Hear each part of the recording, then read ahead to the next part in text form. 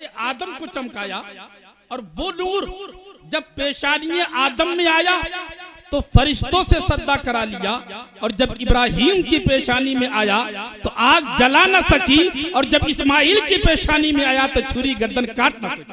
वाह, बेशक बेशक बेशक, वो नूर सुभान अल्लाह, जिसने कायनात के जर्रे जर्रे को चमकाया।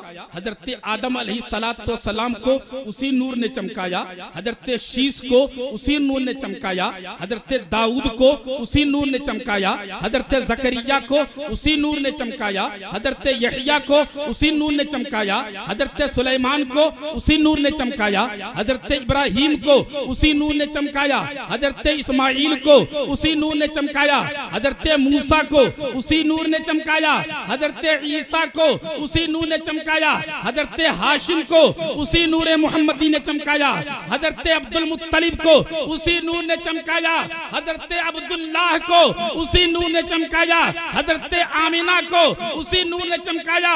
और वो नूर जब मोहम्मद अरबी की शक्ल में बनकर के मक्का की सरजमीन पर जलवागर हुआ तो उसने कायनात के जर्रे जर्रे को चमकाया। सिद्दीक अकबर को उसी नूर ने चमकाया, फारूक आजम को उसी नूर ने चमकाया, उस्मान ज़ुन्नुरैन को उसी नूर ने चमकाया, मौला अली को उसी नूर ने चमकाया, हसन मुज्तबा को उसी नूर ने चमकाया, शहीद आजम को उसी नूर ने चमकाया, इमाम आजम को उसी नूर ने चमकाया, इमाम शाफई को उसी नूर ने चमकाया, इमाम अहमद इब्न हंबल को उसी नूर ने चमकाया, इमाम मोहम्मद को उसी नूर ने चमकाया। और सुनो, महबूब सुबहानी कुतुब रब्बानी हुजूर सैयदुना शेख अब्दुल कादिर जिलानी को उसी नूर ने चमकाया, ख्वाजा मोइनुद्दीन चिश्ती अजमेरी को उसी नूर ने चमकाया, साबिर कलियरी को उसी नूर ने चमकाया, और मुजद्दिद दीन मिल्लत इमाम अहमद रज़ा खान फाजिल बरेलवी को उसी नूर ने चमकाया, हुजूर सदरुल शरिया को उसी नूर ने चमकाया, हुजूर सदरुल अफाजिल को उसी नूर ने चमकाया, हुजूर हाफिज मिल्लत को उसी नूर ने चमकाया, हुजूर ताजुश शरिया को उसी नूर ने चमकाया, और इन 6 बच्चों की किस्मतों को उसी नूर ने चमकाया है। वो तुम्हारी किस्मतों को चमका देगा, इसलिए कि वो नूर कल भी चमका रहा था, आज भी चमका रहा है, कयामत तक चमकाता रहेगा। जब भी तो आला हज़रत पुकार उठे कि या रसूल अल्लाह, खुदा की कसम चमक तुझसे पाते हैं सब पाने वाले, चमक तुझसे पाते हैं सब पाने वाले, मेरा दिल भी चमका दे चमकाने वाले। नारे तकबीर, नारे रिसालत, मसलके आला हजरत, फैजान हुजूर मखदूम अशरफ, फैजान हुजूर मुफ्ती आजम हिंद, इमाम आजम कॉन्फ्रेंस, जश्न दस्तारबंदी। वाह। और आप मोहब्बत के साथ बैठे, आप आज मदरसा चमने मुस्तफा की इस अजीम शान इजलास से जो पैगाम लेके जाएं, उस पैगाम को आप खुद सुन के जाएं और दूसरों को सुनाने की कोशिश करें। ऐ इस्लाम के शहजादों, खुदा की कसम, हम और आप अपनी किस्मत पर जितना नाज करें वो कम ही कम है, इसलिए कि अल्लाह ताला ने हम सबको अशरफुल मखलूकात बनाया, और अल्लाह का एहसान ये कि हम सबको मुसलमान बनाया, और मजीद एहसान रब ने ये किया कि हम सबको अपने महबूब की उम्मत में पैदा फरमाया। उस महबूब की उम्मत में पैदा फरमाया जिस महबूब की उम्मत में पैदा होने की तमन्ना अंबिया किया करते थे। उस महबूब की उम्मत में पैदा फरमाया जो बाइसे तख्लीक़े इंसानियत भी है और बाइसे तख्लीक़े कायनात भी है, जो सैयदुल अंबिया भी है और सैयदुल मुरसलीन भी है। उस पैगंबर की उम्मत में पैदा फरमाया जिसके चेहरे को देख करके हजरत हस्सान बिन साबित पुकार उठे कि या रसूल अल्लाह, अहसनु मिनका लम तरा क़त्तु ऐनी व अकमलु मिनका लम तलदिन निसाउ, खुलिक़ता मुबर्रअन अन कुल्लि ऐबिन कअन्नका खुलिक़ता कमा तशाउ। वो पैगंबर आजम जिनके तलवों को देख करके आला हजरत पुकार उठे, जिसके तलवों का धोवन है आबे हयात, जिनके तलवों का धोवन है आबे हयात, है वो जाने मसीहा हमारा नबी, जिसके दरियाए इल्म को देख करके इमाम अहमद रजा पुकार उठते हैं क्या रसूल अल्लाह, जिसकी 2 बूंद हैं कौसरो सलसबील, जिसकी 2 बूंद हैं कौसरो सलसबील है वो रहमत का दरिया हमारा नबी, सबसे आला वो औला हमारा नबी, सबसे बाला वो वाला हमारा नबी। अच्छा हमारा नबी आप पुकारें, अगर नबी को प्यार आ गया ना और उन्होंने एक मर्तबा कह दिया हमारे गुलाम तो बेड़ा पार हो जाएगा। सबसे आला वो औला हमारा नबी, सबसे बाला वो वाला हमारा नबी, अपने मौला का प्यारा हमारा नबी, दोनों आलम का दूल्हा हमारा नबी, सारे ऊंचों में ऊंचा समझिए जिसे है उस ऊंचे से ऊंचा हमारा नबी, सारे अच्छों में अच्छा समझिए जिसे है उस अच्छे से अच्छा हमारा नबी, है उस अच्छे से अच्छा हमारा नबी। गमज़दों को रजा मुज़्दा दीजिए की है, गमज़दों को रजा मुज़्दा दीजिए की है, बेकसों का सहारा हमारा नबी, सबसे आला वो औला हमारा नबी। हम उस नबी के मानने वाले हैं जिनकी उम्मत में सारी मखलूक को रखा गया। लेकिन मैं आपसे पूछना चाहता हूँ इस्लाम के शहजादों, यकीनन हम मानने का दावा करते हैं कि हम नबी को मानते हैं, रसूल को मानते हैं, लेकिन आज आप मेरी तकरीर सुन के जाएं, चारपाई पे लेट करके सोचना, आओ सोचो और समझने की कोशिश करो क्या वाकई जैसा मानना चाहिए हम मानते हैं कि नहीं। अल्लाह के मानने का दावा हमें है, रसूल के मानने का दावा हमें है, लेकिन क्या आपने कभी गौर किया कि मानने का कमा हक़्क़हू मतलब क्या होता है? मानने का कमा हक़्क़हू मतलब क्या होता है? सुनो, मानने का कमा हक़्क़हू मतलब यह होता है कि जिसे माना जाए उसकी हर बात मानी जाए, जिसे माना जाए उसके हुक्म पर अमल किया जाए, जिसे माना जाए उसको नाराज न किया जाए, जिसे माना जाए उसे खुश किया जाए। मिसाल के तौर पर बेटे ने बाप मान लिया तो अब बेटे पर लाजिम है कि बाप की हर जायज बात माने, बाप के हुक्म पर अमल करे, बाप जिन बातों से नाराज होता है उससे बचे, जिन बातों से खुश होता है वो करे। लेकिन आप सोच के बताना, एक बेटा ऐसा नालायक कि बूढ़ा बाप दिन भर मजदूरी करके घर में दाखिल हुआ, शिद्दते प्यास से जुबान निकल रही थी, बेटे पर नजर पड़ी, कहने लगा लखते जिगर नूरे नजर मुझे एक गिलास पानी पिला दे। बाप ने जब ये जुमला कहा, बेटा नालायक था, उसने कहा बुढ़े जा नल से पानी निकाल के पी ले। आप सोच के बताएं बाप को तकलीफ होगी कि नहीं होगी? अरे सब बोला है, बाप को गुस्सा आएगा कि नहीं आएगा? बाप को गुस्सा आया, उसने कहा नादान, तूने मेरी बात ठुकरा करके ये साबित कर दिया कि तू मुझे बाप ही नहीं मानता, लिहाजा निकल जा मेरे घर से। बाप को अख्तियार था, बाप ने अपने बेटे को पाक बड़ा की सरजमीन से निकाला। बेटा यहां से निकला, जाकर के गजरौला में जमीन खरीद के मकान बनाया। अब आप सोच के बताएं, क्या ये बूढ़ा बाप जो अब पाक बड़े में रहता है गजरौला वाले बेटा को निकाल पाएगा?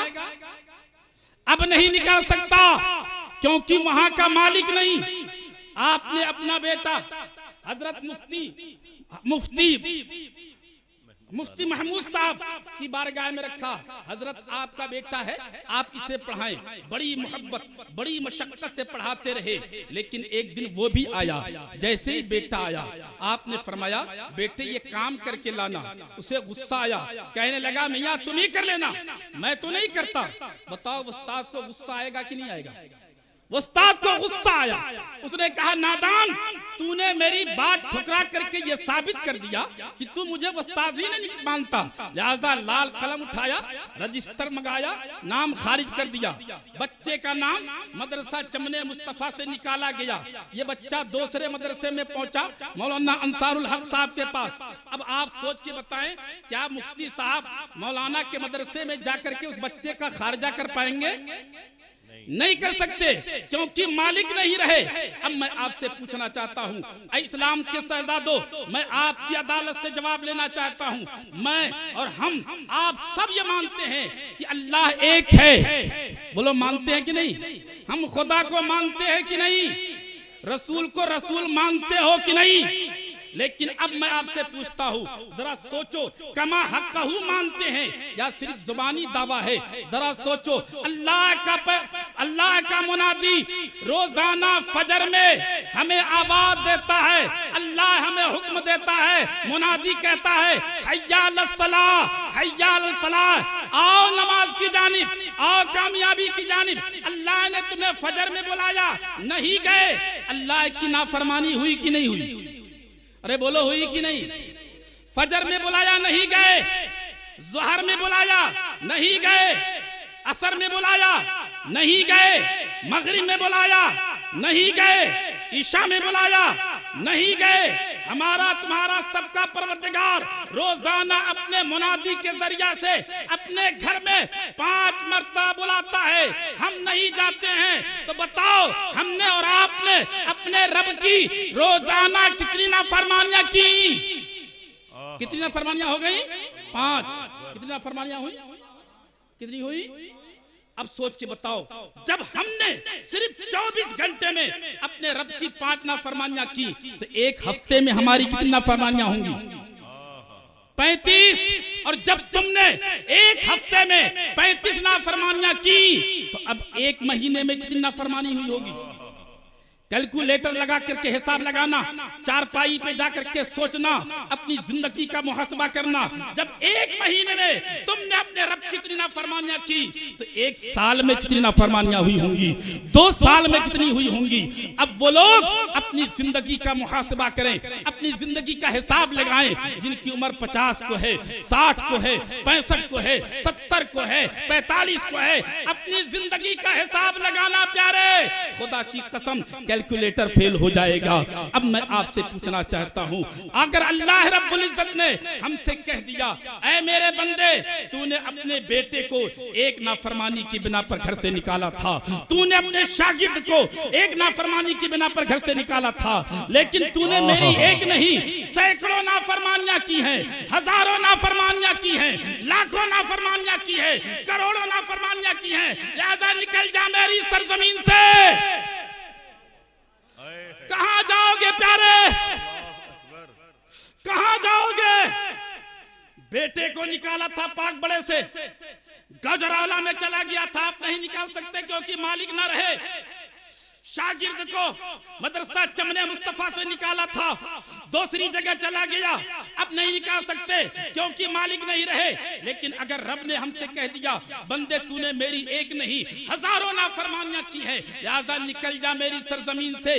मुसलमानों कहां जाओगे? पाक बड़ा से निकल करके अगर गजरौला जाना चाहोगे, रब कहेगा वहां का भी मालिक हूं। दिल्ली जाना चाहोगे, रब कहेगा वहां का भी मालिक हूं। पाकिस्तान जाना चाहोगे, रब कहेगा वहां का भी मालिक हूं। हाईलैंड जाना चाहोगे, रब कहेगा वहां का भी मालिक हूं। इंग्लैंड जाना चाहोगे, रब कहेगा यहाँ का भी मालिक हूं। सऊदिया जाओगे, रब कहेगा यहाँ का भी मालिक हूं। इराक जाओगे, रब कहेगा यहाँ का भी मालिक हूं। ईरान जाना चाहोगे, रब कहेगा यहाँ का भी मालिक हूं। हद तो ये है, जमीन में धंसना चाहोगे, रब कहेगा यहाँ का भी मालिक हूं। फजाओं में उड़ना चाहोगे, रब कहेगा यहाँ का भी मालिक हूं। समुंदर में डूबना चाहोगे, रब कहेगा यहाँ का भी मालिक हूं। वाह, नाराए तकबीर, नाराए रिसालत, मुफ्ती इश्तियाकुल कादरी साहिब क़िबला, जश्ने दस्तारबंदी, उलमाए अहले सुन्नत, मदरसा अहले सुन्नत चमने मुस्तफा। वाह, इस्लाम के शहजादो,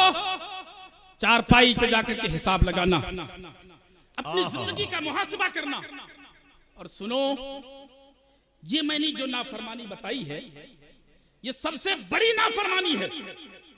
लेकिन खुदा की कसम, अगर हम और आप गौर करें तो सिर्फ 24 घंटे में हम अपने रब की इतनी नाफरमानियां करते हैं, इतनी नाफरमानी कि खुदा की कसम अजाब आने के लिए वही काफी। गौर करो, नमाज नहीं पढ़ते, ये खुदा की नाफरमानी। झूठ बोलते हो, ये भी खुदा की नाफरमानी। शराब पीते हो, ये भी खुदा की नाफरमानी। गीबत करते हो, ये भी खुदा की नाफरमानी। ज़िना करते हो, ये भी खुदा की नाफरमानी। बड़ों का अदब नहीं करते, ये भी खुदा की नाफरमानी। छोटे पे शफकत नहीं करते, ये भी खुदा की नाफरमानी। अइम्मा को गालियां बकते हो, ये भी खुदा की नाफरमानी।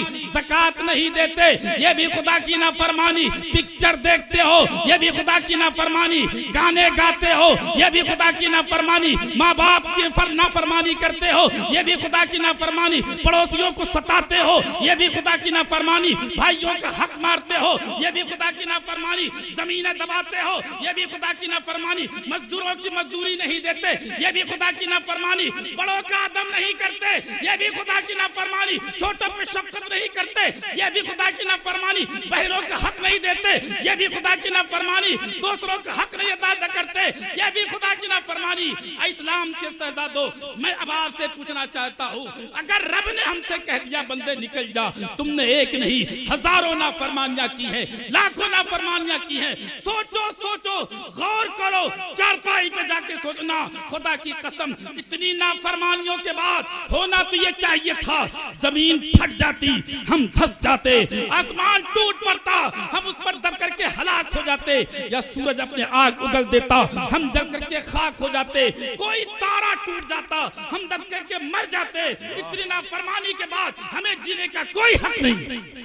बेशक बेशक हक फरमा रहे हैं, बेशक बहुत खूब। कितना बड़ा रहीम करीम है परवरदिगार, कितना बड़ा रहमुर रहमीन है वो रब, कितना बड़ा करमसाज है वो परवरदिगार, कितनी नाफरमानियों के बाद भी हमें जीने का हक दे रहा है, अपनी रोजी दे रहा है, अपना रिस्क दे रहा है, अपना फर्श दे रहा है, अपना शामियाना दे रहा है, सूरज की रोशनी दे रहा है, हवाएं दे रहा है, फजा दे रहा है। आज हमें अजीब मामला हो गया है, हमारा तो अजीब मामला हो गया जी। हमें इबादत के लिए टाइम नहीं, नमाजों के लिए टाइम नहीं।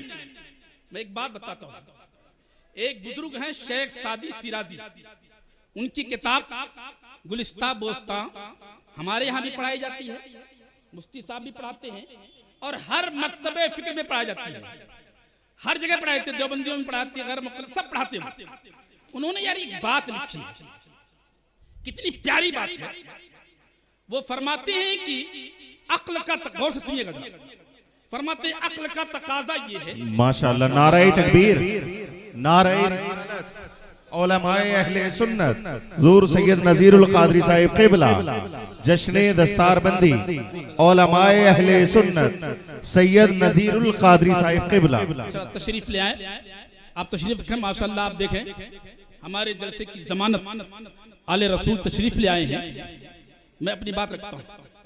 शेख सादी फरमाते हैं, गौर से सुनिएगा, कि अक्ल का तकाजा ये है कि बंदा जब एक मर्तबा सांस ले तो उसे कम से कम 2 मर्तबा सुभान अल्लाह कहना चाहिए।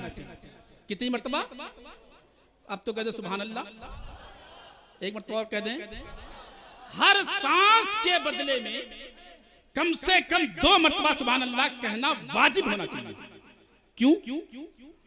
अब आप सोच के बताएं, अगर कोई साहब अभी आए और बंदूक रख करके मेरे सीने पर ये कहे मैं तुझे मार दूंगा, मुफ्ती साहब आए और बचा दे, तो क्या हमारा फर्ज नहीं बनता है कि मैं इनका शुक्रिया अदा करूं? अरे बोलो, बनता है। हालांकि हकीकत में ये नहीं बचाएंगे, हकीकत में जान तो रब बचाता है। अब हजरत शेख सादी फरमाते हैं कि सुनो, जब इंसान एक मर्तबा सांस लेता है तो मेरा रब अपने बंदे को 2 मर्तबा मरने से बचाता है, 2 जिंदगी अता फरमाता है। कैसे? इसलिए कि अगर आपने सांस अंदर लिया, बाहर ना निकाल सके तो जिंदा रहेंगे या मर जाएंगे? अरे सब बोलो। और बाहर किया अंदर ना ले सके तो, अंदर किया बाहर ना निकाल सको तब भी मौत, और बाहर किया अंदर ना ले सके तब भी मौत। इसका मतलब यह हुआ कि हर सांस पर हमारा तुम्हारा रब 2 मर्तबा मरने से बचाता है, 2 जिंदगी अता करता है। तो जो परवरदिगार हमें जान बचाता हो, हमें जिंदगी अता करता हो, क्या उसके बदले में 2 मर्तबा सुभान अल्लाह नहीं कह सकते? अरे बोलो, कहना चाहिए। हर सांस पर कितनी मर्तबा? हर सांस पर 2 मर्तबा सुभान अल्लाह कहना वाजिब होना चाहिए। लेकिन सोचो, अगर ये कम से कम दर्जा है, किसी के जान बचाने पर उसका शुक्रिया अदा कर देना, ये कम से कम दर्जा है। लेकिन आप सोच के बताएं, अगर ये वाजिब कर दिया जाता कि हर सांस के बदले में 2 मरतबा सुभान अल्लाह कहना वाजिब है, तो कोई कर पाएगा? कोई इमाम नहीं कर पाएगा, कोई मौलवी नहीं कर पाएगा, कोई हाफिज नहीं कर पाएगा, कोई हाजी नहीं कर पाएगा। इसलिए कि अगर हर सांस पे सुभान अल्लाह कहते रहोगे तो खाना कब खाओगे, हवाजे जरूरिया कैसे पूरे करोगे, खेती कैसे करोगे, दुकान कैसे चलाओगे, कारोबार कैसे करोगे, दुनिया के सारे मामला, बच्चों की परवरिश, तालीम और तरबियत कैसे कर सकते हैं? लेकिन अक्ल का तकाजा ये है, माइंड चाहता है कि कम से कम तो 2 मरतबा सुभान अल्लाह कहें। मैंने उलमा की बारगाह में सवाल किया, सुभान अल्लाह, हुजूर ये तो हो नहीं सकता, ये हमारी ताकत से बाहर है, हम अल्लाह के नेमतों का शुक्रिया अदा करना चाहें तो कैसे करेंगे? जवाब मिलता, घबराओ नहीं। अगर हर सांस के बदले में 2 मरतबा सुभान अल्लाह नहीं कह सकते, कोई बात नहीं, फजर की नमाज पढ़ ले। फजर के बाद जब तू ज़ोहर की नमाज अदा करेगा तो फजर और ज़ोहर के दरमियान अल्लाह ने जितने इनामात दिए थे सबका शुक्रिया अदा हो गया। ज़ोहर के बाद जब तुमने असर की नमाज पढ़ ली तो ज़ोहर और असर के दरमियान जितने इनामात दिए थे सबका शुक्रिया हो गया। असर के बाद मगरिब की पढ़ ली, असर और मगरिब के दरमियान जितने इनामात दिए थे सबका शुक्रिया हो गया। अगर इशा की पढ़ ली तो मगरिब और इशा के दरमियान अल्लाह ने जितने इनामात दिए थे सबका शुक्रिया अदा हो गया। और जब फिर फजर की नमाज पढ़ ली तो रात भर में रब ने जितने इनामात दिए थे सबका शुक्रिया अदा हो गया। सुभान अल्लाह। बोलो, नुस्खा आसान हो गया कि नहीं? वाह, कितना आसान, इतना आसान फरमा दिया गया, इतना आसान। फिर भी हमारे पास टाइम नहीं, हमें फुर्सत नहीं। जी जी, अजान होती रहती है जी, हमारे बैंड बाजे बजते रहते हैं, अल्लाह, नमाज होती रहती है, मैच देखे जाते रहते हैं, अजान होती रहती है, गुलछड़े उड़ाते रहते हैं। और जब कहा जाता है भाई साहब नमाज के लिए, तब कहता साहब मेरे पास टाइम नहीं है, टाइम नहीं है। एक वाकया सुनाऊं, एक अल्लाह वाले, अच्छा अल्लाह वालों की शान ये होती है कि अपनी बातों को लोगों के दिल में दाखिल ही कर देते हैं। वाह। एक बुजुर्ग गए एक दुकानदार के पास, जैसे अजान हुई तो बुजुर्ग ने फरमाया बेटे अजान हो गई, चलो नमाज के लिए। बोला मियाँ देख नहीं रहे कितने ग्राहक, दुकान छोड़ के कैसे जा सकता हूँ? वो खामोश रहे। उसके बाद उठे, अब देखें वो कैसे समझाते। उठे, उन्होंने सामान को निकालना शुरू किया। एक सामान निकालते सूंघते रख देते, फिर निकालते सूंघते रख देते, फिर निकालते सूंघते रख देते।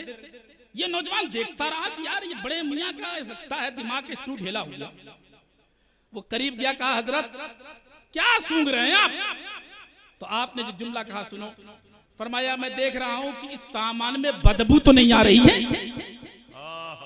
गलाजत तो नहीं है, इसमें नापाकी तो नहीं है।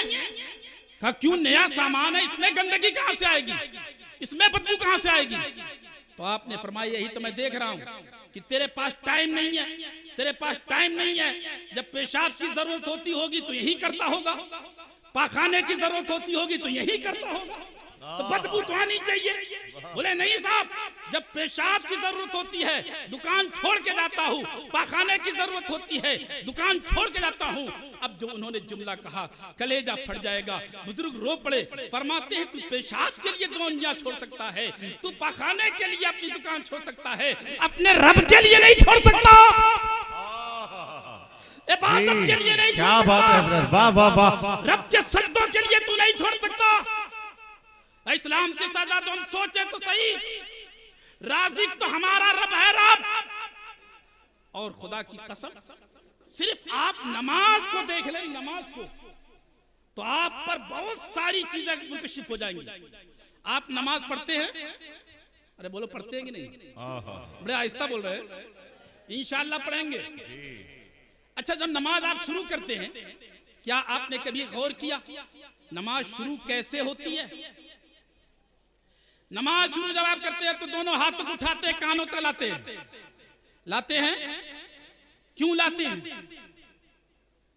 क्या आपने कभी ये सोचा कि हाथ क्यों उठवाए गए? अल्लाह अकबर कहना तो समझ में आता, अल्लाह की बड़ाई आपने बयान कर दी, लेकिन खाली हाथ है, हाथों को उठाया कानों तक ले जाओ। हुक्म है जब तक कानों तक हाथ ना उठा करके अल्लाह अकबर तकबीर तहरीमा ना कहोगे नमाज शुरू नहीं। क्यों उठवाया गया हाथ को? हिकमत क्या है, मसलहत क्या है? तो सुनो, उसकी वजह यह है कि जब कोई भी शख्स किसी हाकिम के दरबार में जाता है, आप लोग जो जाते हैं, जो बहुत सारे पढ़े लिखे लोग हैं, आप मंत्रालय जाएं, सचिवालय जाएं, बड़े अधिकारी के यहाँ जाएं, तो जाने से पहले आपकी तलाशी ली जाती है। क्या ली जाती है? अरे बोलो, तलाशी। और तलाशी जब ली जाती है तो हाथ उठाया जाता है। हाथ उठाओ भाई, हाथ उठाया गया। अगर दुनिया के किसी हाकिम के पास जाओ तो हाथ उठा के चेकिंग कराओ। और तुम तो अहकमुल हाकिमीन के दरबार में जा रहे हो, तुम तो बादशाहों के खालिक के दरबार में जा रहा है, तू तो रब्बुल आलमीन के दरबार में जा रहा है। लिहाजा हुक्म आता है, मेरी बारगाह में आ रहा है, मेरे दरबार में आ रहा है, पहले तलाशी दे। अब तलाशी किस चीज की? आप किसी जज के पास जाएं, किसी मंत्री के पास जाएं, किसी प्रधानमंत्री के पास जाएं, तो आपकी तलाशी ली जाती है कि कोई हथियार तो नहीं, कोई काबिल इतराज चीज लेके तो नहीं आता। लेकिन रब की बारगाह में अगर तुम हथियार भी लेके जाओगे तो क्या फर्क पड़ने वाला? रब का कुछ बिगाड़ पाएगा कोई? नहीं। लेकिन फिर भी हुक्म, हाथ उठाओ, तलाशी दो। तो अब क्या छुपा के ला सकता है? जब रब के बारगाह में आओ तो रब फरमाता है मेरे दरबार में आया है, हाथ उठा करके तलाशी दे दे, इसलिए कि मैं देखना चाहता हूँ मेरी बारगाह में आया है, कहीं गुरूर लेके तो नहीं आया है, तकब्बुर लेके तो नहीं आया है। वाह वाह, चाहे वो करोड़पति हो, बहुत खूब हजरत, बहुत खूब माशाअल्लाह, चाहे मंत्री हो, चाहे संतरी हो, चाहे सदर जमहूरिया हो, जबरदस्त। बारगाह में आएगा तो ये कहता हुआ आएगा, अल्लाह अकबर, अल्लाह मैं बड़ा नहीं, अल्लाह तू बड़ा है, अल्लाह तू बड़ा है। कोई गुरूर, कोई घमंड, कोई कुछ नहीं चलेगा। रब की बारगाह में आया है, बिल्कुल खाली ज़हन होकर के आ, अपने को छोटा कहता हुआ आ, रब को बड़ा कहता हुआ। जरा देखें। और इस्लाम अल्हम्दुलिल्लाह, बहुत खूब माशाअल्लाह, बहुत खूब। कैसा निजाम बनाया गया है। नमाज पढ़ता है आदमी, शागिर्द अपने उस्ताद का हाथ भी चूमता है कि नहीं? मुरीद अपने पीर का हाथ चूमता है, चूमते हैं कि नहीं? लेकिन एक बात सुने, अगर मुरीद पहली सफ में हो और पीर दूसरी सफ में हो, शागिर्द पहली सफ में हो, मुरीद और उस्ताद दूसरी सफ में हो, तो जब सजदा करेगा तो जहां मुरीद का कदम होगा वहां पीर का सर होगा, जहां शागिर्द का कदम होगा वहां उस्ताद का सर होगा। लेकिन न उस्ताद अपने को छोटा समझेगा, न शागिर्द अपने बड़े समझेगा, इसलिए कि रब का दरबार है, इसकी शान है। एक ही सब में खड़े हो गए, महमूद व अयाज, न कोई बंदा रहा न कोई बंदा नहीं। वाह वाह वाह वाह, नारे तकबीर, नारे रिसालत, उलमाए अहले सुन्नत, मुफ्ती इश्तियाकुल कादरी साहिब क़िबला। वाह, नमाज की समझे तो सही, खुदा की कसम, अल्लाह रब्बुल इज्जत जल्ला जलालहू व अम्मा नवालहू ने हुक्म फरमाया, आप नमाज पढ़ते हैं? अरे बोलो, पढ़ते हैं? अच्छा एक बात सोच के बताना, जो पढ़ते हैं वो समझते हैं? जो पढ़ते हैं वो समझते हैं? नहीं समझते। बहुत कम लोग, 1% भी नहीं होंगे जो तर्जमा जानते हो। अच्छा ये बताइए, आप जो बोल रहे हैं आप नहीं समझते, लेकिन रब तो समझता है।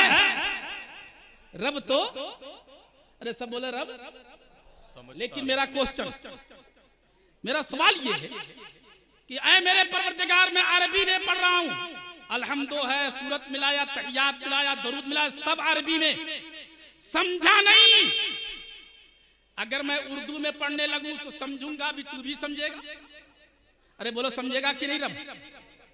अंग्रेजी में बोले तो रब समझेगा कि नहीं? फारसी में बोले तब, इंग्लैंड में बोला, अगर आप संस्कृत में बोले तब भी रब समझता है, अंग्रेजी में बोलो तब भी रब समझता है। तो ऐसा क्यों ना किया गया, जो उर्दू जानता है वो उर्दू में पढ़े, जो अंग्रेजी जानता है वो अंग्रेजी में पढ़े, जो संस्कृत जानता है वो संस्कृत में पढ़े, जो जिस ज़बान का माहिर है वो पढ़े, ताकि जो बोले समझे तो सही। मुफ्तियाने किराम बैठे हुए, इनसे पूछो अगर उसी का तर्जमा अलहम्दो का तर्जमा उर्दू में पढ़ना शुरू कर दे नमाज में, नमाज होगी कि नहीं होगी? नहीं होगी। अच्छा, समझ के पढ़ा तो नहीं होगी, बगैर समझे पढ़ा तो हो रही है। वाह वाह वाह। मेरे रब, इसमें हिकमत क्या, मसलहत क्या? मैं तो अरबी जानता हूँ, अरबी पढ़ूंगा। मैं अंग्रेजी जानता हूँ, अंग्रेजी पढ़ूंगा। मैं लातीनी जानता हूँ, लातीनी पढ़ूंगा।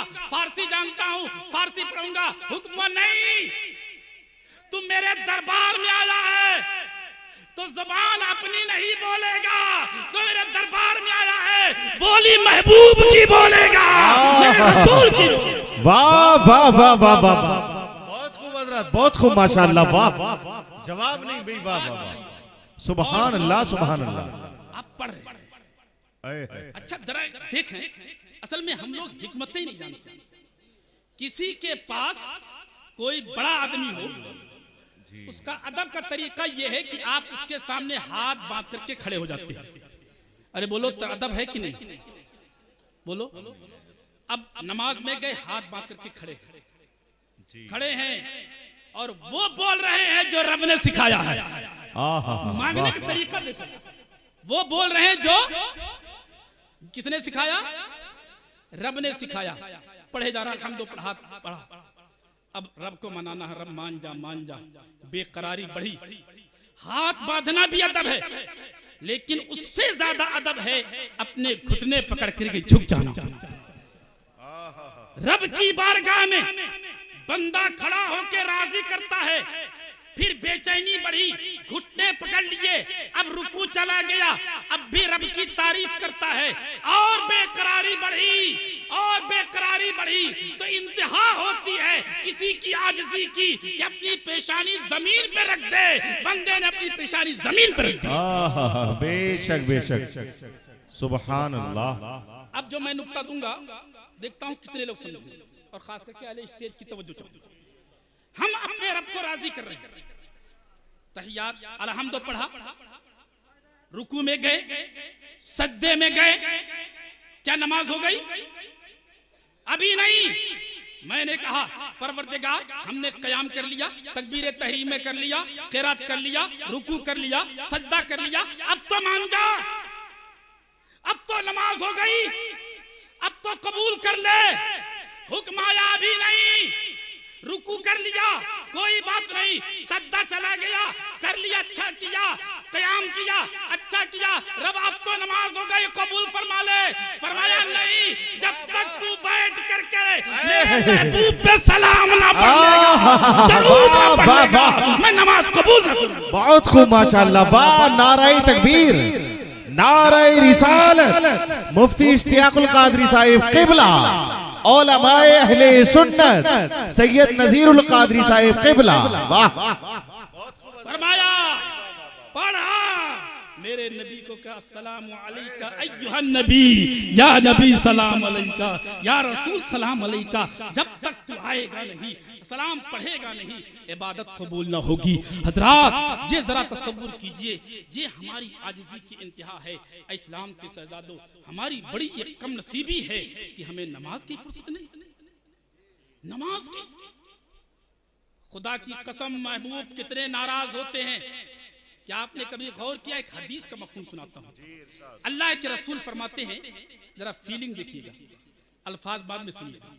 अल्लाह के रसूल फरमाते हैं, मेरा दिल ये कहता है, अंदाज। आका फरमाते हैं कि मेरा दिल ये कहता है कि इधर मस्जिद में नमाज कायम करने का हुक्म दूं और उधर हाथ में आग का मिशाल ले लूं, और उन घरों में, जिन घरों में जवान बैठ करके नमाज़े बिला उज़्र शरीक के छोड़े हुए हैं, मेरा दिल करता है ऐसे घरों में आग लगा दूं। किसके लिए? जो नमाजें जमात छोड़ते हैं, नमाज बेनमाजियों के लिए नहीं, जमात छोड़ने पर आका इतने गजबनाक हैं, फरमाते मेरा दिल ये चाहता है कि जो जमात छोड़ते हैं बिला उज़्र के मैं आग लगा दूं। मैं आपसे पूछना चाहता हूं, ऐ इस्लाम के शहजादों, ये कौन कह रहा है? ये वो पैगंबर फरमा रहे हैं जो पत्थर खा करके भी दुआएं दिया करते थे, जो जख्मी होकर के भी लोगों की दुआएं, लोगों के लिए दुआएं दिया करते थे। लेकिन हमारी नमाज छूटने पर आपको इतनी तकलीफ है, इतनी तकलीफ है, फरमाते मेरा दिल ये चाहता है कि मैं ऐसे घरों में आग। कुरान मुक़द्दस में फरमाया गया, फ़वैलुल लिल मुसल्लीन अल्लज़ीना हुम अन सलातिहिम साहून, वैल है उन नमाजियों के लिए जो नमाज में सुस्ती करते हैं। क्या करते हैं? छोड़ते नहीं हैं, सुस्ती करते, काहिली करते हैं। हज़रत अब्दुल्लाह इब्न अब्बास रज़ियल्लाहु ताला अन्हु फरमाते हैं, मैंने पूछा या रसूल अल्लाह, मेरे माँ बाप अब पर कुर्बानी, ये वैल क्या है? वैल क्या होता है?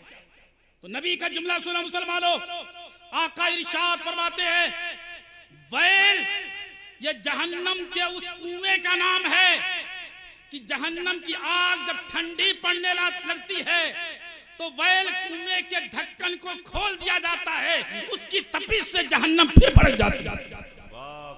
फरमाया जो लोग नमाजों में काहिली करते हैं, सुस्ती करते हैं, उनके लिए वैल होगा। आज हमें कोई परवाह नहीं। आज तो हमारे अंदर ऐसे भी मिल जाएंगे कि जिन्हें सही तहियात भी याद नहीं, दुरूद पाक भी याद नहीं, नमाज में कितने फराइज हैं हमें मालूम नहीं, वजू में कितने फराइज हैं हमें मालूम नहीं, गुस्ल में कितने फराइज हैं हमारे जवानों को मालूम नहीं। ऐ इस्लाम के शहजादों, गौर करो, ये जरूरियात दीन में से है कि आप किसी नमाज का इनकार न करें। लेकिन आज तो हमारी अजीब कैफियत है, हमारे पास नौजवानों का आलम यह है कि आप किसी पिक्चर का नाम बता दो, सारे हीरो के नाम बता देगा, लेकिन आप नमाज जनाजा पूछ लो तो उसे पता ही नहीं है कि नमाज जनाजा में कितने फराइज हैं, नमाज में कितने फराइज हैं, नमाज में कितने शराइत हैं। ये कहां से तुम्हें मिलेगा? ये कहां जाओगे तब मिलेगा? तो सुनो, अगर आप चाहते हो कि अपने अकाइद भी संभालो, अपने अमाल भी संभालो, तो इधर उधर मत भटको। आओ, तुम्हारे लिए मदरसा चमने मुस्तफा का दरवाजा खुला हुआ है, मदरसा कहता है आजा मेरे अंदर, मैं तू जाहिल आएगा, मैं तुझे आलिम बना के भेजूंगा। बहुत खूब, माशाअल्लाह, बहुत। हमारे यहाँ अजीब मामला हो गया है। आज हम लोग शिकायत तो करते यार, पहले जैसे आलिम नहीं मिलते, पहले जैसे उलमा नहीं मिलते। आप तारीख उठा करके देखें, मखदूम अशरफ जैसा कहाँ आज है? वाह वाह वाह, क्या बात है। मखदूम सिमनानी जैसा कहाँ है आज जी? मुहद्दिस आजम जैसा कहाँ है आज? मुजद्दिद आजम जैसा कहाँ है आज? मुफक्किर आजम जैसा कहाँ है आज? मुफस्सिर आजम जैसे क्यों नहीं उलमा? हमसे शिकायत करते हैं लोग। मैं कहता हूं मेरे भाई, हमारा आलम क्या है? हमारे यहाँ तो मिजाज ये बन गया है कि अगर किसी के घर में 4 बेटे हों, जो सबसे ज़हीन होगा, माइंडेड होगा, होशियार होगा, उसे मुंटेसरी में, स्कूल में, कॉलेज में, और जिसका दिमाग खुट्टल हो, मंद बुद्धि हो, एक हाथ सूख जाए, टांग टेढ़ी हो जाए, अब उसे पकड़ के लाएगा कारी तसव्वुर साहब के पास। कारी साहब लो इसे हाफिज जी बना दो। मेरी भी बड़ी तमन्ना है, इसकी अम्मी की बड़ी तमन्ना है। अब हाफिज जी संभाले फिर रहे, तमन्ना तो पूरी करनी है, चाहे उसे 10 साल लग जाए, चाहे 15 साल लग जाए, वो घसीटे फिर रहे। मैं दुनियावी तालीम का मुखालिफ नहीं हूं, खुदा की कसम, इस्लाम के साथ मैं गारंटी लेता हूं, आज भी अगर तुम मटेरियल ओरिजिनल देना शुरू कर दो तो आज भी माल अच्छा तैयार होगा।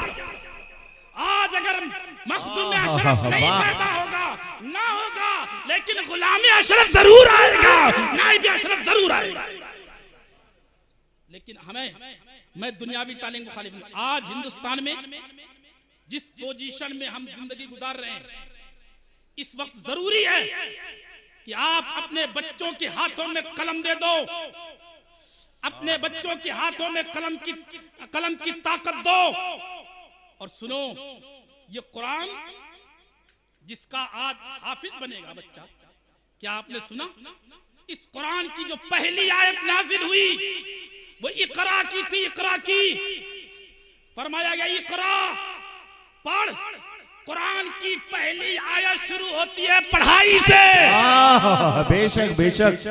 इस्लाम वो मज़हब है जिसने हमेशा तालीम पर जोर दिया, और जितना जोर इस्लाम ने दिया है किसी मजहब ने नहीं दिया है। आप देखें कि मजहब इस्लाम के अंदर इस्लाम इल्म की कितनी अहमियत है। फरमाया जाता है उतलबुल इल्म मिनल महद इलल लहद, इल्म हासिल करो माँ की गोद से कब्र की गोद तक।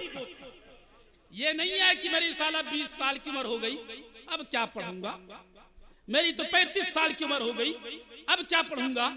ऐ नौजवानों, अगर आपका कुरान सही नहीं है, कुरान नहीं पढ़ सकते, आप टाइम निकालिए। आप डॉक्टर हैं, इंजीनियर हैं, प्रोफेसर हैं, बैठिए आधा घंटा रोजाना दीजिए किसी एक हाफिज कुरान को अपने घर बुलाइए, इज्जत से बुलाइए, बिठाइए। खुदा की कसम आप कोशिश करके देखो, 1-2 महीने में अगर पढ़ा लिखा आदमी है तो कुरान पढ़ना शुरू कर देगा। इसकी कोई उम्र नहीं। फरमाया मिनल महद इलल लहद, माँ की गोद से कब्र की गोद तक इल्म हासिल करो। और सुनो, आज तो हमारा आलम यह है कि हम हिंदी स्कूलों में खर्च खूब करते हैं। मैं दुनियावी तालीम मुखालिफ नहीं, खूब पढ़ाएं आप।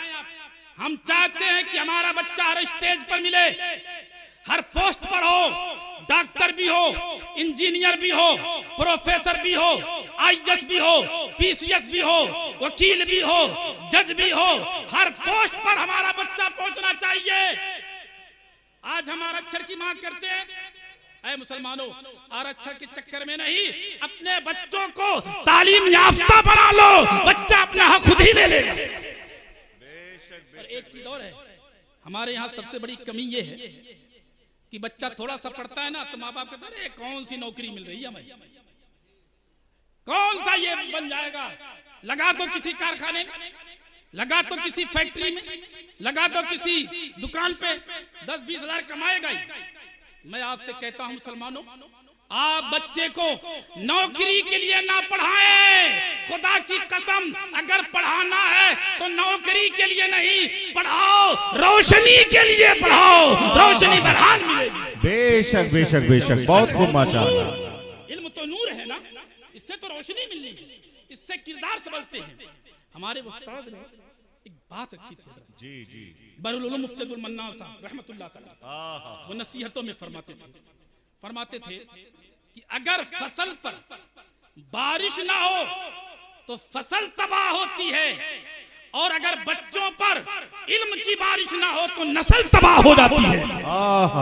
अगर अपने नस्लों को संभालना है तो अपने बच्चों के हाथ में कलम दो, अपने बच्चों को कलमकार बनाओ, अपने बच्चों को तालीम याफ्ता बनाओ।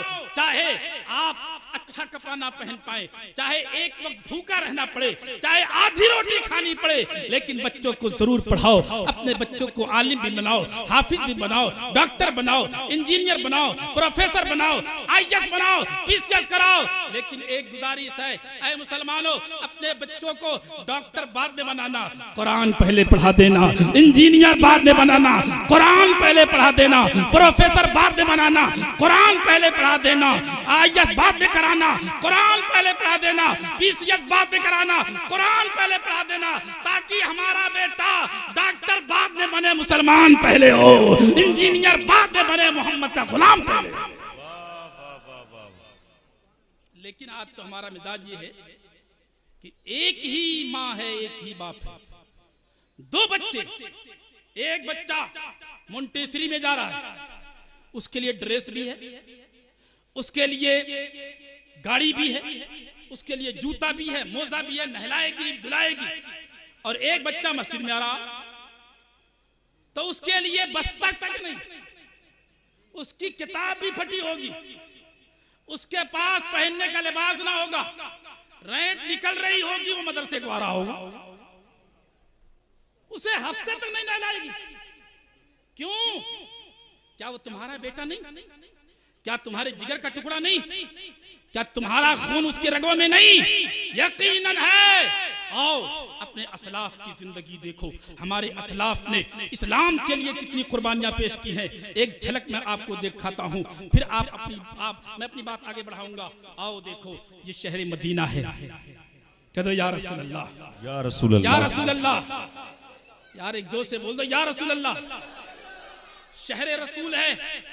उस शहर के अंदर एक बड़ा खूबसूरत जवान, बड़ा हसीन जवान, बड़ा खूबरू जवान, अपने वक्त का पहलवान, माहिर हर्ब ज़र्ब, अपने दस्त का कमांडर, चढ़ती हुई जवानी, 25-26 साल की उम्र है। शादी के अभी चंद ही महीने हुए थे। अचानक मदीने के अंदर आवाज आती है, ऐ लोगो जिहाद के लिए चलो, जिहाद के लिए चलो। लोग तैयारियां करते हैं। ये जवान भी अपने घर आया, अपनी रफीक़े हयात से कहने लगा, ऐ मेरी रफीक़े हयात, अब मैं जिहाद पे जाना चाहता हूँ। बीवी ने बड़ी खुशी से इजाजत दे दी।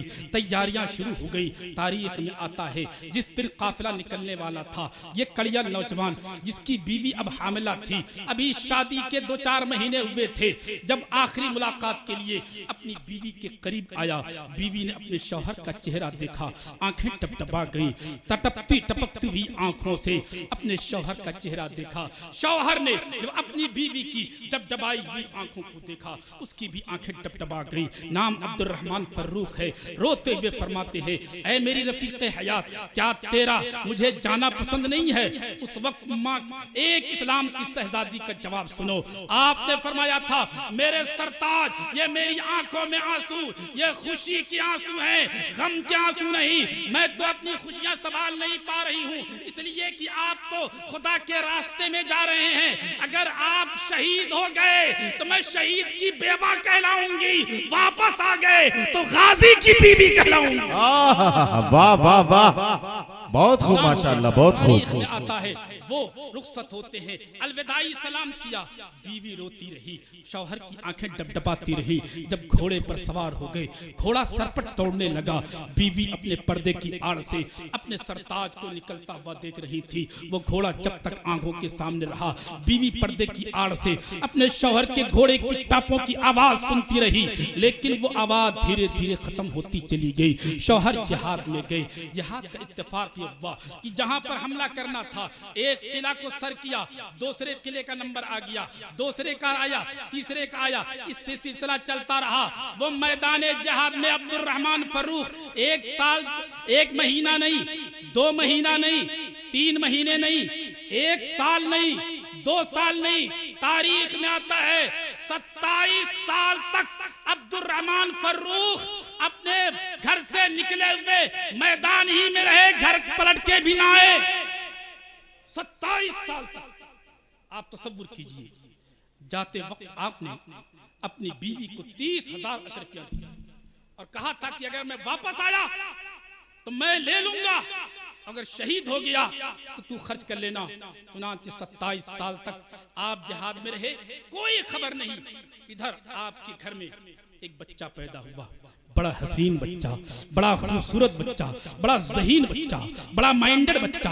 उस बच्चे की तरबियत माँ अपने कंधों पर लेती है। वो 30,000 का एक अशरफी खर्च करती रही, अपना खर्च मजदूरी करके करती, लेकिन वो तालीम पे खर्च होता रहा। वो बच्चा कम उम्री में हाफिज कुरान हो गया, चंद साल और गुजरे, आलिम दीन बन गया, और गुजरे मुहद्दिस बन गया, और गुजरे मुफक्किर बन गया। यहाँ तक कि सिर्फ 25 साल की उम्र में आपका बेटा जिसका नाम रबिया रखा गया, 25 साल की उम्र में अल्लाह ने उस बच्चे को वो मकाम अता फरमाया कि मस्जिद नबवी का इमाम बना दिया गया।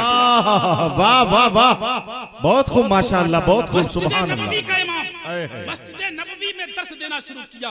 अब आप दर्स हदीस पढ़ाते थे, कुरान पढ़ाते, हदीस पढ़ाते, फिक़ह पढ़ाते। आपकी इल्म की शोहरत पूरे मक्के के अंदर ही नहीं, पूरे अरब में फैलती चली गई, अजम तक पहुंची। यहाँ तक कि जिसे देखो हर आदमी उठता चला जा रहा है। कहाँ जा रहे हो? रबिया से पढ़ने जा रहा हूँ। कहाँ जा रहे हो? रबिया से इल्म हासिल करने जा रहा हूँ। कहाँ जा रहे हो? रबिया से कुरान पढ़ने जा रहा हूँ। कहाँ जा रहे हो? रबिया से सनद हदीस लेने जा रहा हूँ। कहाँ जा रहे हो? रबिया से दर्स हदीस लेने जा रहा हूँ। इतना सिलसिला बड़ा कि बड़े बड़े उलमा, बड़े बड़े मुफक्किरीन, बड़े बड़े मुहक्किकीन हजरत रबियतुर राय से इल्मे दीन मुस्तफा सीखने खिंचते चले गए। मस्जिद नबवी भरती चली गई। जहाँ देखो रबिया के तस्करे, जहाँ देखो रबिया के इल्म की धूम मची हुई थी। और आपके इल्मी कमाल का आलम यह था कि आपको यह सुनकर के हैरत होगी कि आपके शागिर्दों में हजरत इमाम मालिक जैसे लोग, 4 इमामों में हजरत इमाम मालिक ये भी आपके शागिर्द, हजरत सुफियान सौरी ये भी आपके शागिर्द, हजरत इब्न उयैना आपके शागिर्द, बड़े बड़े उलमा, बड़े बड़े मुफक्किरीन आपकी शागिर्दी में आते चले गए, आप पढ़ाते चले गए। हजरत तारीख में आता है जब 27 साल का अरसा हुआ, 27 साल के बाद अब आपके वालिद गिरामी अब्दुल रहमान फर्रुख को इजाजत मिली कि आप घर जा सकते हैं। अब आपने अपने घोड़े को तैयार किया, फौजी लिबास में है। फरमाते हैं कि जब मुझे घर जाने की रुख्सत मिली तो मेरी खुशियों की इंतहा न रही। अब मुझे याद आया, न जाने मेरी बीवी मुझे पहचानेगी कि नहीं पहचानेगी, मेरे पड़ोसी पहचानेंगे कि नहीं पहचानेंगे। वो टेक्नोलॉजी का दौर नहीं था, वो टेलीफोन का दौर नहीं था, वो मोबाइलों का दौर नहीं था, बल्कि आप आते हैं, आप अपने घोड़े को सर पर दौड़ाते हुए चले आ रहे हैं। हजारों ख्यालात हैं, हजारों तसव्वुरात हैं, हजारों यादें हैं। आप बार बार दिल कह रहा है न जाने बीवी पहचानेगी कि नहीं। चलते रहे यहाँ तक कि जैसे ही शहर मदीना आया, अब आपने पहचान लिया यही तो वो गलियां थी जहाँ बचपन गुजारा था, यही तो वो गलियां थी जहाँ मैंने खेलना सीखा था, यही तो वो गलियां थी जहाँ मैंने तीर चलाना सीखा था, तलवार चलाना सीखा था, नेजा चलाना सीखा था, घोड़ा चलाना सीखा था, जहाँ मैंने जिहाद में पर तरबियत हासिल की थी। फरमाते चलता रहा, जैसे ही अपनी गली आई देखा मदीने के हालात बदल चुके हैं। जो पहले पुरानी बिल्डिंगें थी अब 27 साल के बाद तब्दीली आ चुकी थी। पहले जो बच्चे थे अब जवानी की दहलीज पर कदम रह चुके हैं, और जो जवान थे वो बुढ़ापे की मंजिल तय कर रहे थे। हजरत अब्दुल रहमान फर्रुख फरमाते हैं जैसे मेरी गली आई मेरी खुशियों की इंतहा न रही। मैंने देखा मकानात के नक्शे बदल चुके हैं, लेकिन जब मेरी नजर अपने दरवाजे पर पड़ी तो मैं देख करके हैरत रह गया। मेरा दरवाजा अब भी वही टूटा हुआ दरवाजा था, अब भी वही बोसीदा दरवाजा था, वही टूटी हुई चटाइयों में लटका हुआ दरवाजा था। फरमाते घोड़े को बांध दिया, नेजा लेकर के अपने ही दरवाजे को खटखटाया। जैसे ही दरवाजा खटखटाया इत्तेफाक से दरवाजा खोलने के लिए आपके बेटे हजरत रबिया तशरीफ लाए। जवानी का आलम था, सर पे टोपी है, जवानी का आलम, 25 साल 26 साल की उम्र है। जैसे ही दरवाजा खुला हजरत अब्दुल रहमान ने न बाप ने बेटे को पहचाना, न बेटे ने बाप को पहचाना। अब्दुल रहमान तो समझ रहे थे ये मेरा घर है। जैसे ही दरवाजा खुला अंदर दाखिल होना चाह रहे थे। हजरत रबिया जवान थे, आपने तेजी के साथ आपके सीने पे हाथ रखा, फरमाया बड़े मियां आप कहां जा रहे हैं? ये मेरा घर है। अब्दुल रहमान ने कहा तू कौन होता है मुझे रोकने वाला? ये तो मेरा घर है। रबिया कहते हैं मेरा घर है। तकरार बढ़ गई, न ये मानने के लिए तैयार न वो मानने के लिए तैयार। शोर उठा, हंगामा हुआ। हजरत इमाम मालिक दौड़े हुए आए, देखा कोई मेरे उस्ताद से लड़ रहा है, एक फौजी है। आपने आकर के बड़ी मोहब्बत से समझाया जनाब आप बाहर के लगते हैं। कहने लगे नहीं मैं तो मदीने का रहने वाला हूँ। आपने फरमाया हो नहीं सकता, मदीने के जवानों की भी जानता हूँ, बूढ़ों की भी जानता हूँ। अगर तुम बाहर से आए हो तुम्हें जगह की जरूरत है, रूम की जरूरत है, क्वार्टर की जरूरत है, मुसाफिर खाने की जरूरत है। चलो मैं दिला देता हूँ, खाना मैं खिलाऊंगा, क्योंकि मेहमान नवाजी हमारी शिस्त में दाखिल है। लेकिन अब्दुल रहमान कहते हैं नहीं, तू कौन होता है? मैं अपने घर में जाऊंगा। वो कह रहे थे खुदा की कसम जब तक जिंदा हूँ मैं तुझे घर में दाखिल नहीं होने दूंगा। बाप कह रहे थे तू रोक के दिखा। दोनों में आवाज बुलंद हुई। इतने में आपकी वालिदा जो नमाज पढ़ रही थी सलाम फेरा, आपने पर्दे की आड़ से देखा, पहचान गई, समझ गई ये कोई और नहीं। आवाज देती है बेटा रबिया पीछे हट जा, ये कोई और नहीं तेरे बाप आ गए हैं, गिरामी आ गए। वाह वाह, नारे तकबीर, नारे तकबीर, नारे रिसालत, उलमाए अहले सुन्नत, मुफ्ती इश्तियाकुल कादरी साहिब क़िबला। वाह बहुत खूब माशाअल्लाह। वाह हजरत रबियतुर राय ने जब सुना मेरे बाप आ गए, जिनकी सूरत तक ना देखी थी, आपकी आंखें डबडबा गई। सिसकियां लेते हुए हाथ जोड़ करके खड़े हो गए, अब्बा जान मुझे माफ कर दे, अनजाने में आपकी शान में गुस्ताखी हो गई, आप मुझे माफ फरमा दे, वरना कल कयामत के दिन अगर मेरे रब ने पूछ लिया, मेरे नबी ने सवाल कर लिया कि रबिया तू तो वालिदैन की फजीलत में हदीसें पढ़ के सुनाता था, बाप की अजमतों पर हदीसें सुनाता था, तूने अपनी बाप की शान में गुस्ताखी की है, तो अब मैं क्या जवाब दूंगा। बाप ने बेटे की पेशानी को चूमा, फरमाया बेटा मैंने भी नहीं पहचाना, तूने भी नहीं पहचाना, कोई बात नहीं है, आप तो अंदर गए। हजरत रबिया मस्जिद नबवी में तशरीफ लाए। अल्लाह अकबर, तारीख में आता है आप वजू करके मस्जिद नबवी में दरस हदीस पढ़ाने के लिए बैठ के, बहुत सारे उलमाए किराम, तारीख में आता है 400 उलमाए किराम अपने हाथों में दवात और कलम लेके बैठते थे और आप हदीसें पढ़ते थे, लोग सुना करते थे। हजरत रबिया, हजरत अब्दुर्रहमान फर्रुख जब घर में दाखिल हुए, अपनी बीवी को सलाम किया, हालात पर थोड़ी सी बात हुई। अब अचानक दरमियाने गुफ्तगू तस्करा आया और वो 30,000 अशरफियों का जिक्र आया। कहने लगे ये तो बताओ जो 30,000 अशरफियां देके गया था उसमें कुछ बचा या खर्च हो गया। आपने फरमाया मेरे सरताज मुझे तो हैरत हो रही है, आप 30 साल के बाद आ रहे हैं और बातें ऐसी कर रहे हैं, क्या हुआ? अब बीवी का जुमला सुनो, कैसी दीनदार बीवी थी। फरमाती है मेरे सरताज आप 30 साल के बाद आए हैं तो होना तो ये चाहिए था आप मेरे पास ना आते, सबसे पहले मस्जिद नबवी में पहुंचकर शुक्राने की नमाज तो पढ़ लेते। याद आया आज हम और आप, हमारी और आपकी बीवियां हों, हजारों ताने, हजारों जुमले के संगी, लेकिन अल्लाह अकबर कैसी खातून थी। 27 साल के बाद शौहर घर में दाखिल होता है, लेकिन अगर याद आती है तो खुदा की मस्जिद याद आती है, मस्जिद नबवी याद आती है। हजरत अब्दुर्रबिया फरमाते, हजरत अब्दुर्रहमान आप गुस्ल फरमाते हैं, गुस्ल करने के बाद फरमाते हैं कि मैं जब मस्जिद नबवी में गया ना तो मैंने देखा, नफिल पढ़ा और देखा कि दरसगाह लगी है, बड़े बड़े बुजुर्ग उलमा पढ़ रहे हैं और एक नौजवान सर झुका करके हदीस मुस्तफा पढ़ा रहा। फरमाते हैं कि उसके पढ़ाने का अंदाज इतना शीरी था कि आज तक मैंने ऐसा किसी को सुना नहीं। मैं बैठ के सुनता रहा और दिल में ख्याल आता रहा कि खुदा की कसम कितना खुशनसीब बाप होगा जिसका बेटा मस्जिद नबवी का इमाम, कितना खुशनसीब वो बाप होगा जिसका बेटा आज हदीस मुस्तफा पढ़ा रहा है, वो बाप कितना खुशनसीब होगा जिसके सर पर आज अमाम शरीफ सज रहा है। आइए देखिए हमारी वो हुफ्फाज उलमा तशरीफ ला रहे हैं जिनकी दस्तार होनी है। माशाअल्लाह माशाअल्लाह, नाराए तकबीर, नाराए तकबीर, नाराए रिसालत, उलमाए अहले सुन्नत, इमाम आजम कॉन्फ्रेंस, मसलके आला हजरत, मदरसा अहले सुन्नत चमन मुस्तफा, मदरसा अहले सुन्नत चमन मुस्तफा, नाराए तकबीर, नाराए रिसालत। वाह बहुत खूब। दरूद पाक पढ़ें, अल्लाहुम्मा सल्ली अला सय्यदिना मौलाना मुहम्मदिन व अला आले सय्यदिना मौलाना मुहम्मदिन बारिक वसल्लिम, सलातम व सलामन अलैका या रसूलल्लाह, सलातम व सलामन अलैका या हबीबल्लाह। तो हजरत अब्दुर्रहमान फर्रुख फरमाते हैं कि मैंने उस मुहद्दिस को पहचाना नहीं, क्योंकि जब घर पर पहली मुलाकात हुई थी तो आप सिर्फ टोपी में थे, मस्जिद नबवी शरीफ में आए तो अब सर पे अमामा बंधा हुआ था और आप दर्स दे रहे थे। फरमाते हैं कि मैं पहचान न सका और आज तक मैंने किसी ऐसे मुहद्दिस को पढ़ाते हुए सुना भी नहीं था। फरमाते हैं कि मैंने एक बच्चे से पूछा, मैंने कहा कि बेटा तुम्हारे उस्ताद का नाम क्या है?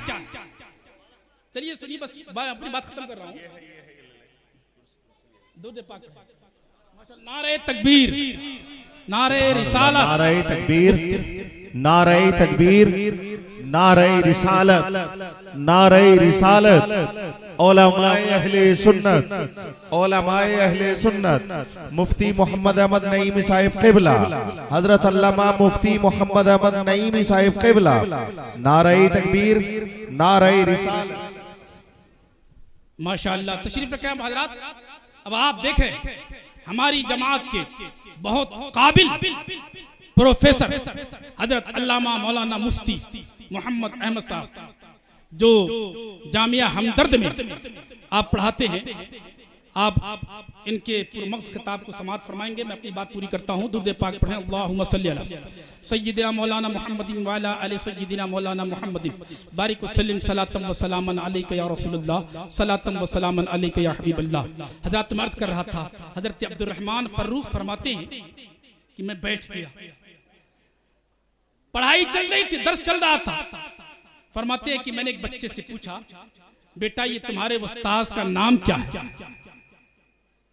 जब उसने जुमला सुना तो हैरत तो इस्तिजा में डूब करके मेरा चेहरा देखने लगा।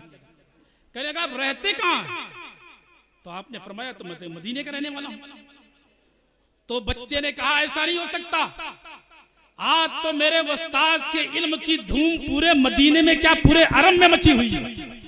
मदीने का बच्चा बच्चा जानता है, अरब का बच्चा बच्चा जानता है। उन्होंने कहा कि मैं मदीने का रहने वाला हूं, लेकिन मैं यहां रहता नहीं हूं। बेटे तेरे उस्ताद का नाम क्या है? फरमाया मेरे उस्ताद का नाम रबिया है। कच्चा रबिया बिन यानी बाप का नाम क्या है? तो बच्चे ने जुबान हाल से कहा था इसके बाप का मत पूछो। मेरे उस्ताद ने अभी अपने बाप की सूरत भी नहीं देखी है, न जाने उनके बाप हयाते जाहिरी में है भी कि नहीं। अगर पूछना है तो उस माँ के बारे में पूछो जिस माँ ने मजदूरी करके भी अपने बच्चे को मुहद्दिस बनाया है, जिस माँ ने गुर्बत में अपने बच्चे को पाल करके आलिम दीन बनाया है, मस्जिद नबवी का इमाम बनाया है। काबिल मुबारकबाद है वो माँ जिसने गुर्बत के बावजूद अपने बच्चे को इस मनसब तक पहुंचाया है। कहा फिर भी नाम तो कुछ होगा। कहा उनके बाप का नाम अब्दुर रहमान फर्रुख है। जैसे ही अब्दुल रहमान ने अपना नाम सुना, फरमाते मेरी खुशियों की इंतहा न रही। दिल ये चाहता था कि काश पर होते, मैं उड़ के जाता अपनी बीवी से मुबारकबाद पेश करता। फरमाते हैं मैंने वहां सलाम किया, जल्दी से आया, अपनी बीवी को सलाम किया। बीवी ने देखा आज चेहरे की हालत कुछ बदली हुई है, खुशियों के आसार नमूदार थे। आपने फरमाया मस्जिद नबवी से हो आए? फरमाते हाँ। फरमाती है क्या आपने अपने लख्ते जिगर का चेहरा भी देखा? फरमाते खुदा की कसम आज मुझे ऐसा लगता है कि काश मेरे पर होते, मैं फजाओं में उड़ता, मेरी खुशियों की कोई इंतहा ना है। अब आपकी बीवी ने फरमाया, अब्दुल रहमान फर्रुख की बीवी फरमाती है मेरे सरताज अब मैं आपसे पूछना चाहती हूँ, आपको 30,000 अशरफियां चाहिए या रबिया जैसा बेटा चाहिए या रबिया जैसा आलिम चाहिए? हजरत अब्दुल रहमान फर्रुख कहते हैं खुदा की कसम 30,000 क्या, अगर मेरे पास 30 लाख अशरफियां होती मैं अपने बेटे के कदमों पे निछार कर देता, अपने बेटे के कदमों पर निछावर कर देता। इस्लाम के शहजादों आप तसव्वुर कर सकते हैं 1400 बरस पहले 30,000 अशरफियों की वैल्यू और अहमियत कितनी रही होगी। लेकिन दीन मुस्तफा पर और फिर आपकी वालिदा का बयान है, फरमाती हैं कि मैंने अपने बेटे से कह दिया था बेटे मैं तेरे बाप की कमाई का एक भी रुपया एक भी दिरहम अपने ऊपर खर्च ना करूंगी, लेकिन तुझसे वादा लेती हूँ जितनी अशरफियां खर्च हो कम से कम उतनी हदीसें तो ज़बानी याद करके सुना देना। बेटे ने उससे कमाल कर दिया। अल्लाह अकबर। इस्लाम वाह वाह वाह वाह वाह। आपसे कहता हूँ काबिल मुबारक वो लोग जो अपने बच्चों को दीन मुस्तफा सिखाते हैं, कुरान के हाफिज बनाते हैं, दीन के आलिम बनाते हैं और अपनी कमाई का बेहतरीन हिस्सा उस पर खर्च करते हैं। आपसे गुजारिश है आप भी दीन मुस्तफा पर अपनी कमाई का हिस्सा खर्च करें, आप खर्च करें। और अगर आपके पास बच्चा नहीं है तो किसी पढ़ने वाले के आप उसकी खिदमत करें, परवरदिगार आपको सवाब अता फरमाएगा। मेरी दुआ है कि परवरदिगार आप सबको अमल की तौफीक अता फरमाए, हमें भी अमल की तौफीक अता फरमाए। परवरदिगार हमसे बोलने में अमदन सहवन लफ्ज़न मानन अगर कोई गलती हो गई माफ फरमा। अस्तगफिरुल्लाह रब्बी मिन कुल्लि ज़ंबि व अतूबु इलैहि। पूरा मजमा मिलकर के कलमे तय्यबा पढ़े ला इलाहा इल्लल्लाहु मुहम्मदुर रसूलुल्लाह। एक बार और पढ़ें ला इलाहा इल्लल्लाहु मुहम्मदुर रसूलुल्लाह। एक मरतबा और पढ़ लें ला इलाहा इल्लल्लाहु मुहम्मदुर रसूलुल्लाह व मा अलैना इल्ला अल बलाग। अस्सलामु अलैकुम व रहमतुल्लाहि व बरकातुहू।